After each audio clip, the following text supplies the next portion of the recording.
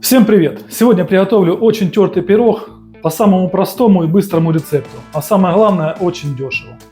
Для этого беру 400 грамм муки, высыпаю в нее 10 грамм разрыхлителя теста, беру и просеиваю эту муку вместе с разрыхлителем теста. Напомню, муки я взял 400 грамм. Сюда же я беру 200 грамм обычного маргарина, не масло, заметьте. Это удешевляет наш пирог, никак не сказываясь на его вкусе. Беру обычную терку на большую и натираю маргарин, так как маргарин в 2,5 раза дешевле масла. Вот такие вот кудряшки у меня получились. Теперь берем и перемешиваем маргарин с мукой. Вот так вот немножко его перемешав, отставляем в сторону. Теперь берем одно яйцо, у нас же эконом-рецепт. Разбиваем его. 5 грамм ванильного сахара. 1/3 чайной ложки соли и 150 грамм сахара. И хорошенечко все перемешиваем в однородную массу, чтобы растворился сахар, соль. Можно блендером, можно венчиком.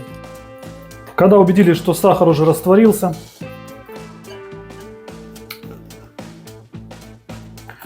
высыпаю его в муку. Высыпаю его в муку вместе с маргарином. И теперь перемешиваем все вместе это. Сначала ложкой, когда уже ложкой смысла нет мешать, переходим на ручной замес. Маргарин потихоньку начинает расплавляться, и тесто начинает прилипать друг к другу. Уже не рыхлое, не рассыпается, не разваливается. То есть нужно чуть-чуть подольше помешать. Тесто получается 800 грамм, и делим мы его на две части, неравномерные. Одну чуть больше, другую чуть меньше. Придаем маленькому куску такую форму, чтобы вам потом удобно было тереть ее на терке. Кладем в пакетик и ложим в морозилку минут на 15. Тем временем займемся второй частью. Со второй частью поступаем следующим образом. Раскатываем ее в лист под ваш противень, в котором вы будете запекать пирог.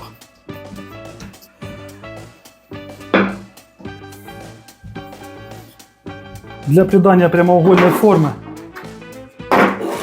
мне, как всегда, поможет мой строительный шпатель. Пока стараюсь красиво раскатать лист, вы можете поставить лайк и подписаться на канал. Берем нашу форму для выпекания и аккуратненько, вот видите, он не прилипает к столу ни к чему, перекладываем нашу форму. Немножко порвался, ничего страшного. Вот так вот немножко простукивая и продвигаетесь там, где вам нужно добавить. Теперь самое интересное. Берем любое варенье, у меня в данный момент клубничный джем, и равномерно выкладываем на пирог. Желательно брать что-то кисленькое, так как пирог сам по себе с сахаром сладкий. Сочетание будет с кисленьким идеальное. Когда мажете, уже можно ставить разогреваться в духовку на 200 градусов. Желательно варенье распределить как можно равномернее по всему пирогу, иначе кому-то не достанется варенье. Спустя 15 минут достаем с морозилки наш второй кусочек. Он уже задубел, тверденький.